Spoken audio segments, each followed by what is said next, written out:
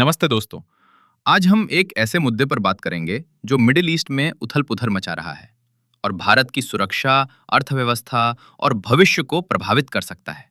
Iran और Israel के बीच बढ़ता तनाव सिर्फ दो देशों का मसला नहीं, बल्कि भारत के लिए भी बड़ा सवाल खड़ा कर रहा है।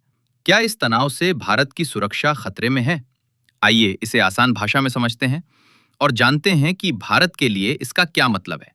बने रहिए, क्योंकि ये जानकारी हर भारतीय के लिए जरूरी है।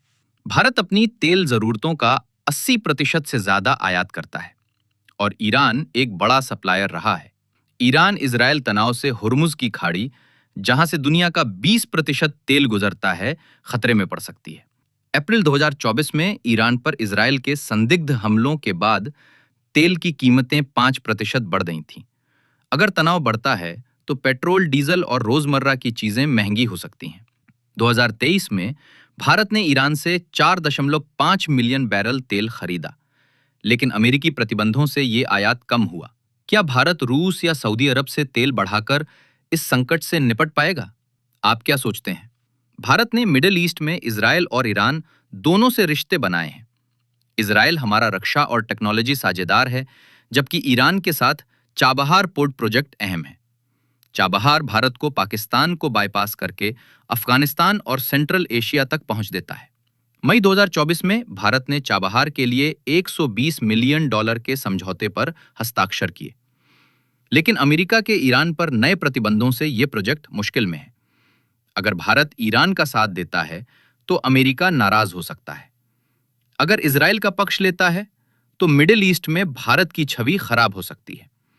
भारत इस कूटनीतिक जाल से कैसे निकलेगा? ईरान इजरायल तनाव मिडिल ईस्ट में अस्थिरता बढ़ा रहा है। ईरान हमास और हिजबुल्लाह जैसे संगठनों को समर्थन देता है, जबकि इजरायल इन्हें खतरा मानता है। अक्टूबर 2023 में हमास के इजरायल पर हमले में 1200 लोग मारे गए। जवाब में इजरायल ने गाजा पर हमले किए। अगर तनाव बढ़ता है तो आतंकवादी संगठन और सक्रिय हो सकते हैं। भारत, जो पहले से आतंकवाद से जूझ रहा है, के लिए यह नया खतरा हो सकता है। भारत ने 2024 में सुरक्षा के लिए 2.7 लाख करोड़ रुपए का बजट रखा, लेकिन क्या यह काफी है? ईरान और इजरायल की दुश्मनी 1979 की ईरानी क्रांति से शुरू हुई। ईरान का न्यूक्लियर प्रोग्राम इजरायल के लिए सबसे बड़ा खतरा है। 2023 में अंतर्राष्ट्रीय परमाणु ऊर्जा एजेंसी ने बताया कि ईरान ने 60% तक यूरेनियम संवर्धन किया। इजरायल ने ईरान के न्यूक्लियर साइट्स पर साइबर और हवाई हमले किए। अप्रैल 2024 में ईरान ने इजरायल पर 300 ड्रोन और मिसाइलों से हमला किया, जिसे इजरायल ने नाकाम कर दिया। ये तनाव मिडिल ईस्ट को अस्थिर कर रहा है और भारत के व्यापार व सुरक्षा पर असर डाल सकता है। क्या ये वैश्विक स्थिरता के लिए खतरा बन सकता है? भारत के सामने जटिल चुनौती है। हमें इजरायल, ईरान, सऊदी अरब और यूएई के साथ रिश्ते संतुलित करने होंगे। तेल के लिए भारत ने 2024 में रूस से 40% आयात किया, जो एक विकल्प है। चाबहार को बचाने के लिए अमेरिका से बात करनी होगी। मई 2024 में भारत ने संयुक्त राष्ट्र में मिडिल ईस्ट में शांति की अपील की, जो हमारी सक्रियता दिखाता है। भारत को कूटनीति और मजबूत करनी होगी ताकि हमारे हित सुरक्षित रहें। क्या भारत इस संकट को अवसर में बदल सकता है और मिडिल ईस्ट में अपनी स्थिति मजबूत कर सकता है?